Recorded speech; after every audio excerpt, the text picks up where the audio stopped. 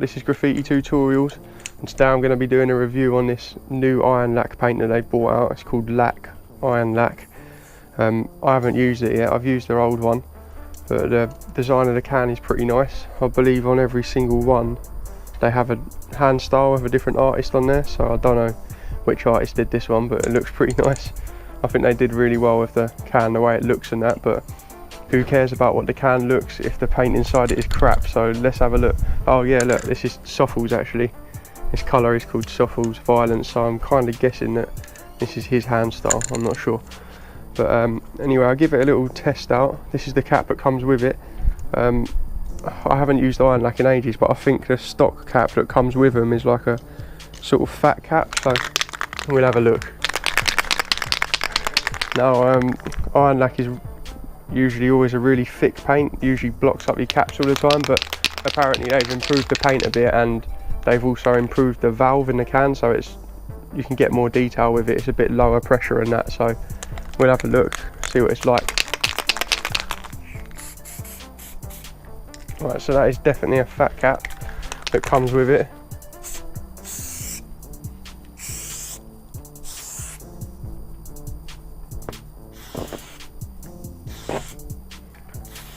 Get pretty skinny lines with it though if you want.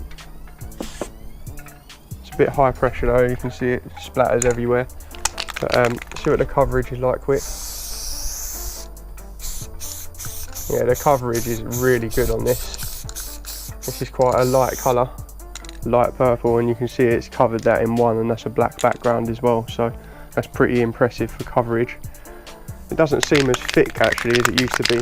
I'm just going to test it out of this standard skinny cap that I've got, and then after I've done this test we're going to go and paint a piece with it. So I've got a few shades of their colours, so we'll see what it's like.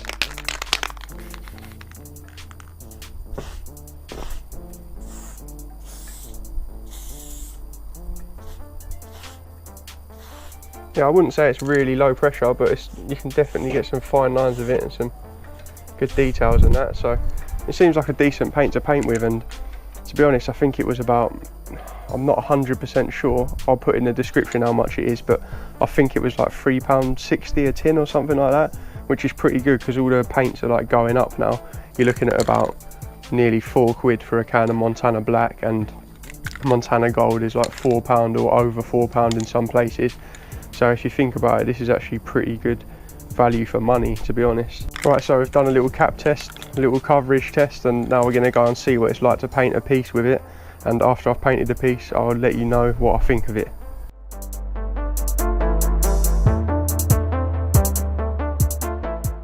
So here we are at the spot. If you want to see them two pieces being painted last time, then check out my other videos, or I'll link it to the end of this video so you can watch us painting them.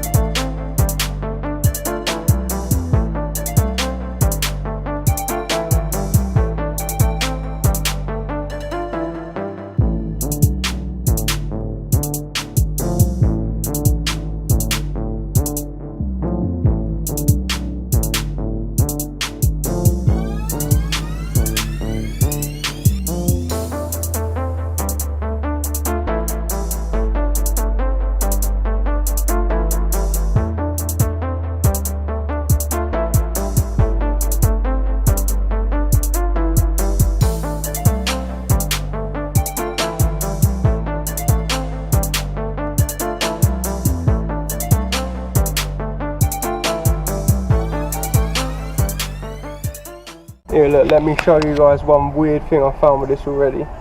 So this is a darker shade than this one, obviously. Now when you first spray it out, it comes out literally the same colour as that was down there, but then it changes once it dries. So at first I thought it was like the same colour, like, but putting a difference in by accident. But it turns out it does actually change colour and go different after it dries. As you can see, it's slightly different. So I wouldn't worry about it too much, but it's just a bit weird, man.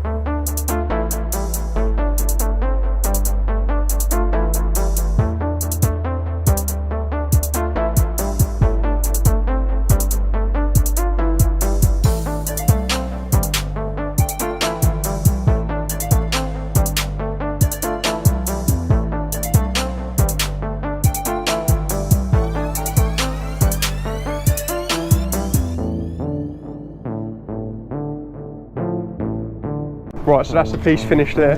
I didn't paint it completely with these iron lacks. Basically everything that's purple and black I painted with iron lac because I just didn't have all the other colours in iron lac, so I used different paint for that. But you still could have painted it with the iron lac. It probably just would have been a little bit harder to paint because, to be honest, even though they say that they've changed the valve on this, it's still pretty high pressure. So what do I think of it? I think it's pretty good for bombing or something like that. Like, the coverage is just really good. That's like some of the best coverage I've seen on any spray paint. So it's really good coverage and it's quite high pressure, so it's probably better for bombing them pieces. But as you can see, you can still paint a piece with it, but it's just a little bit harder. So I wouldn't say it's impossible to paint something decent with it, because it is possible, but why would you want to make it harder for yourself? But like I said, this is cheaper than some of the other brands, so if you're a bit low on budget, then it's still a good option of paint to use. And something else I noticed as well, which I thought was pretty cool, where it's got the colour or whatever, or the name of the artist that's done their hand style on it, it's also got 5 little bars there for the opacity, so obviously the ones that cover better have got 5 bars and then whatever, but all the ones I have here all seem to have 5 bars, so I don't know, maybe some of the lighter colours like yellow, they would have less bars. I don't know, but that's just something to help you out to see what they're going to cover like, I suppose. So I wouldn't say it's changed much from the old Iron Lac, to be honest, because really I paid for these ones, but they sent me one of these old ones and you can't really tell the difference between the two of them apart from the look of the can. They say they've changed some things like the paint and stuff.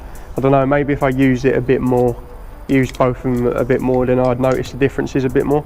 But it's not a whole lot different really. But there you have it. If you like this video, then make sure you hit that like button. Make sure you subscribe if you haven't already for more tutorials and seeing me painting pieces and reviewing paints and stuff.